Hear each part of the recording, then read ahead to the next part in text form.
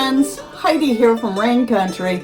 God is good all the time, and I'm here for another Monday This and That video, which is just a weekly vlog that I do, answering some questions, leading you back to some videos or playlists that may be important to you, especially right now, and whatever else I feel like talking about. Oh yes, and giving updates on new things I'm trying out. So let's get going on the topics of today, starting off with that fuel storage. Now, I'm not going to go into a great amount of depth here, but what I will do is link you to the video playlist we've had for several years on fuel storage. So there's a few different in there. Some of them are just about the types of fuel that we store, how we store it, and some different projects Patrick has done where he's got some old tanks and fixed them up that he got either for free or a really good price for storing diesel and gasoline.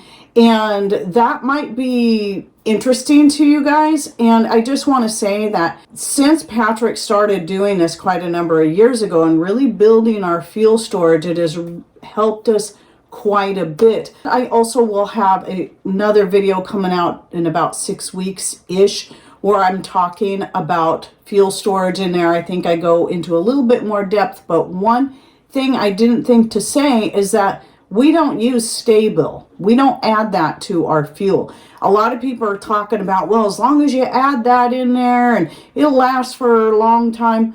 Well, it's really as simple as this.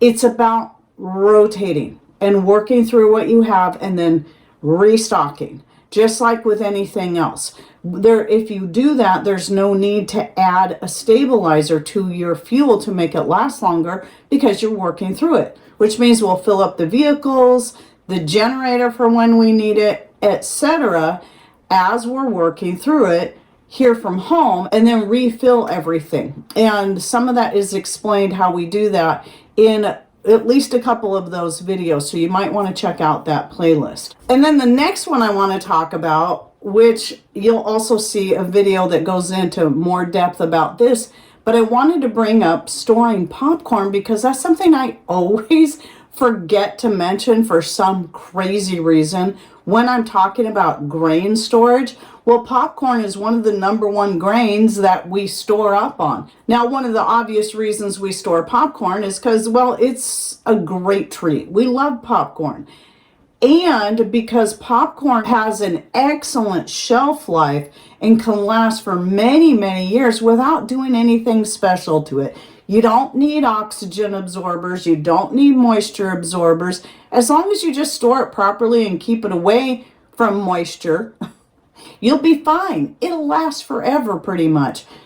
And here's the other thing. It's got more purposes than just popcorn. You can even grind it up into a flour or a meal if you have yourself a good grain mill that will accept popcorn in there. So our Country Living grain mill did come with a corn and bean auger, which means it's better set up for being able to grind dry beans, dry popcorn, or just regular corn that's dried. Unlike the standard auger with it that's for all your different wheat berries and such. And we've used it to grind our own popcorn that we grow, because we do grow that too, but living where we are, corn doesn't do super great here. And even though I love that glass gem corn, I love growing it and it's beautiful and I'll be growing more this year, we just don't get a ton of it and we don't have the space to grow a ton of it. But it is really nice to have, and we have ground it up and then use the meal to make cornbread out of. And then you could also grind it into a flour. And with that said, I want to talk about my most recent Azure standard order. Now, where we are now that we have a drop point here in our own small little town, our small remote town, I've been getting more and more stuff from Azure Standard. In fact, though I was buying a lot of organic produce through Misfits Market for at least a few years now, I haven't purchased anything from them in probably about 2 months. Because I'm getting more things from Azure Standard and it's even better quality.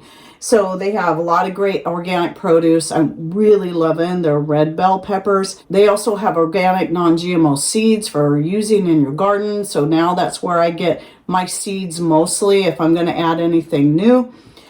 And Just a lot of other stuff. I mean, some of the stuff I buy on a pretty regular basis would be their different cheeses, especially that raw cheese, and their butter, like the grass-fed butters, organic, the organic heavy whipping cream, organic whole milk. Their mandarin oranges have been better than the ones we were getting from Misfits Market, which were really hit and miss. But these have been pretty consistently good, not all dried out like some of the ones you get.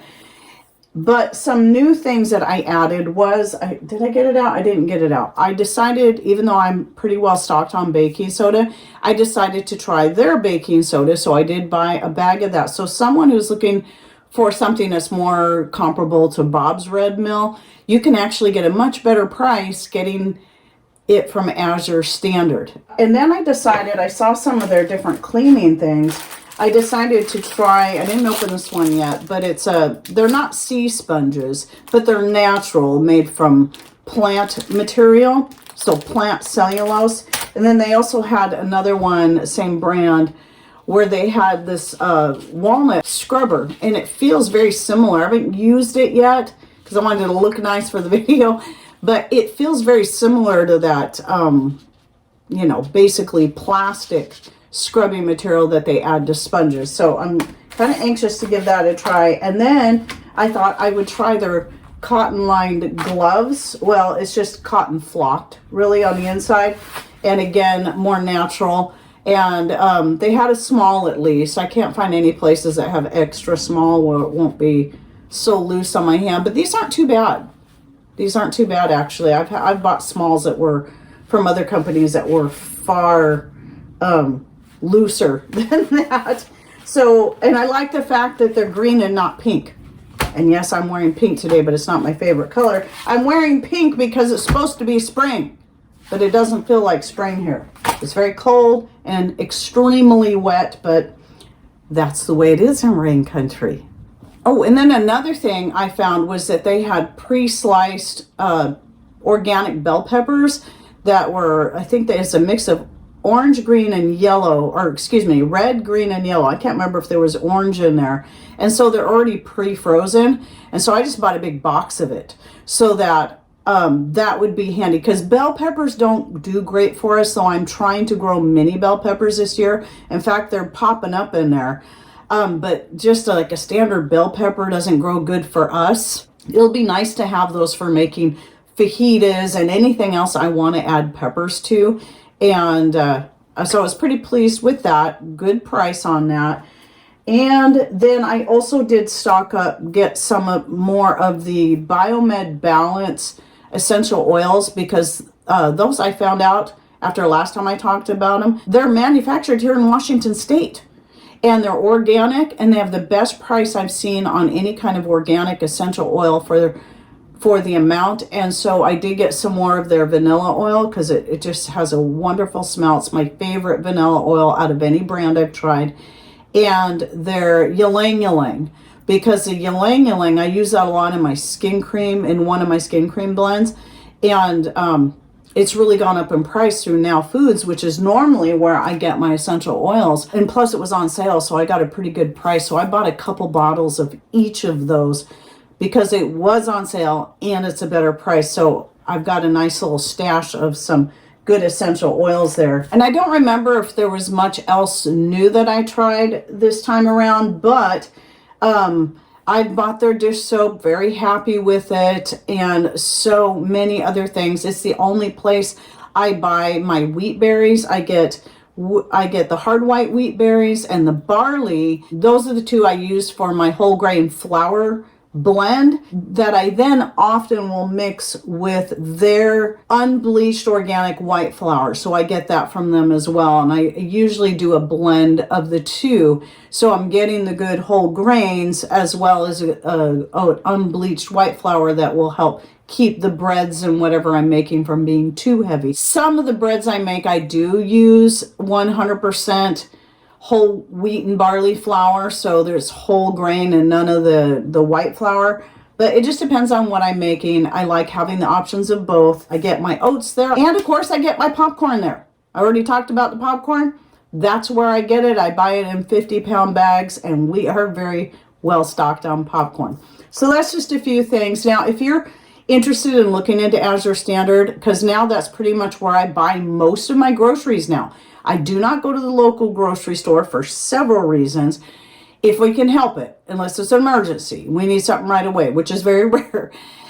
And bananas, because I can't get bananas anywhere else, so we get the organic bananas locally, and that's it. But anyway, you can go to the link that you'll always find in my description box to Azure Standard. That's actually my referral link, so if you happen to place an order through that link for at least $100 or more, that gives us a credit that we get to apply to our own orders, which is very helpful. But also you can go through that link and even see if you have a drop point local to you. There's a little place you can go there and find the map and find if there's one next to you.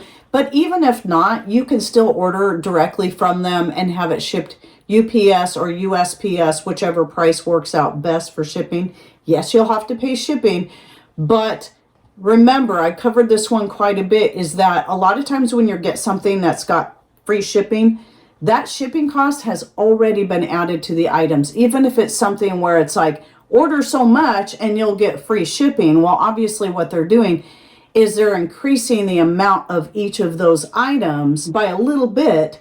So then when you place an order for a certain amount, then they can afford to ship it out to you for free. It's not really free though. You're paying the shipping one way or another. You're just going to pay more if you buy less than whatever the amount is. Azure Standard isn't set up that way. You can either get free shipping or very reduced shipping through a drop point. We get ours for free. Or you can order it, figure out your total cost of shipping and what you're paying per pound and compare it to other places. When I've done that, I found when it comes to the wheat, berries, and grains and a lot of that kind of stuff, I still end up paying less through Azure Standard, even when I was having to pay the shipping for them to ship it up from Oregon to us. Now, anyway, moving on. I'm going to talk a little bit about garden stuff. So, got my first herb in the dehydrators, and that is, I always forget that the camellia flowers are always the first thing that come on that I dehydrate up. And I have a video on this and how I use them that I'll link to in the description box down below. So this is just my first batch. I should have the very least this much more coming. This is Camellia japonica, not Camellia sinensis, but you can make all kinds of teas out of both types, even though it's a Camellia sinensis that is most commonly used for the black, white, oolong, and green. But I don't use it for tea. I use it for the flowers. And anyway, but I had to hack it way back last year because I'd let it get too far out of control the year before.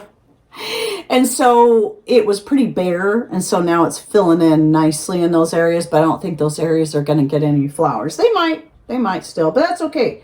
I'm pretty well stocked on camellia flowers from years before. So this is just one of the many herbs that gets added to my infused oil for my skin cream. And by the way, if you want to see my video on this, making the skin cream oil and the skin cream, is my most recent video where I did it all in one and talked about all the different types of herbs you can add. I'll link to that video in the description box down below. And then some other gardening related stuff is my stinging nettles going crazy. If I can get a nice enough day to get out there and harvest some soon, I'm going to be doing that and getting that in my dehydrators. And then I did finally get a chance to get out there and get my snow peas planted, because we had a couple of days where it wasn't pouring down rain, and I need at least a day for the ground to not be fully saturated because I wanted to stir the soil up again before I put the peas in there. But thankfully I got it done just in time, and then the rain started again. So, and let's see what else. The potatoes, probably another week, but it's going to depend on just how cold and wet it is in a week from now. We'll see. Between March 31st and somewhere in that first week of April is when I put my potatoes in the ground.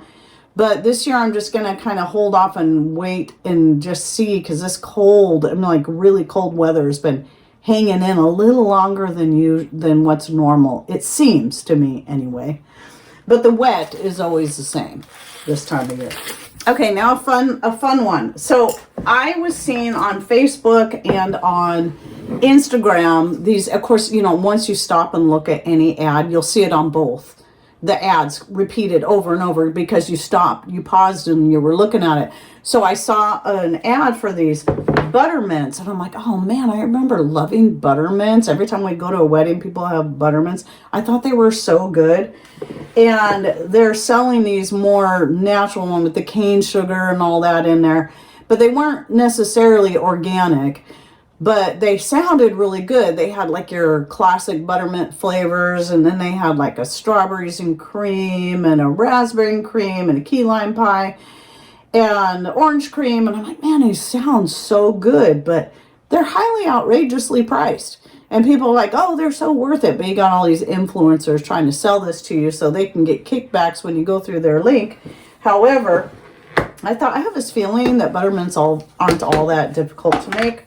So I made my own. I found a recipe, but I'm going to be doing a little bit more tweaking, and these are really, really good. I just got them made. My sister-in-law came over. She loved them. The grandbabies loved them. And now that I've got just the basic recipe, I'm going to take that and start tweaking it and coming up with some similar flavors like I saw, because they'll sound like they would be great. I mean, so if you've got any special event coming up, instead of going out and buying some expensive buttermints and you want something that's more organic, you can make it yourself. There's only like 4 ingredients. You've got your butter, your powdered sugar, and then you've got whipping cream, and then you got your extract. So you have peppermint, or you can use peppermint oil, which is what I did in this case. And then you've got your vanilla extract, which of course I use my homemade vanilla extract. And I was thinking it could use just another drop or 2 of the peppermint oil in there, but my sister-in-law thought they were perfect. So I don't remember how many drops I put in there, like maybe 4 total for the whole recipe. You do want to make them a day ahead because they need a full day to dry. But you just make it like a dough. There's no cooking or baking involved. You roll it out, you cut it, and you let them dry. It's that easy, and you can make whatever shapes you want. If you got some cute little cookie cutters or, pie crust cutters, you can make any kinds of shapes you want. It doesn't have to be the little pillow shapes. So I wanted to tell you some of the things I'm going to do, some ideas I have. I think what I'm going to do is the next batch, I'm going to divide it into 4 parts, and I will be shooting a video on this, by the way. So that's one of the reasons I'm sharing this with you, but it will be a little ways out. I want to try replacing some of the powdered sugar with pumpkin powder. So this is pumpkin from my own garden, and then make like maybe a pumpkin spice flavored one, still using the vanilla extract. Another one I want to do is orange cream. So vanilla, a few drops of orange oil or your own homemade orange extract. I find I like the orange oil better than my homemade orange extract. And then I'm going to add the orange peel powder. I got this one really fine so that it will add color plus a little bit more of that flavor to it. And then I'm also going to try a key lime pie with my vanilla extract and a few drops of the lime oil, and then maybe just a pinch of spirulina powder. Spirulina powder is really dark green, so I think just a little pinch would be enough to just give it a green tint. So it'll be a nice natural coloring to that. And that makes it easy to tell the difference between the flavors. And then the other one is, now one of my fruit extracts that turned out excellent was my raspberry extract made with some freeze-dried raspberries. Organic freeze-dried raspberries I got from Mother Earth Products.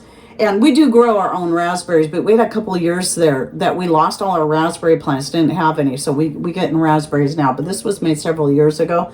The flavor of this is so good.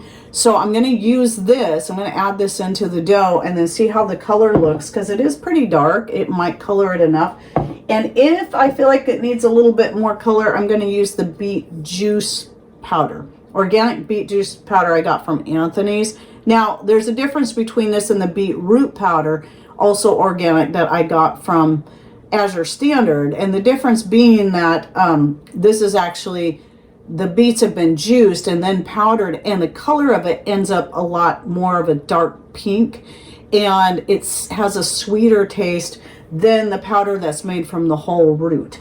So they both can have their place, but this right here works really great as just a natural food coloring. And I did the same when I was coloring the pastas. I used this to get kind of that burgundy color.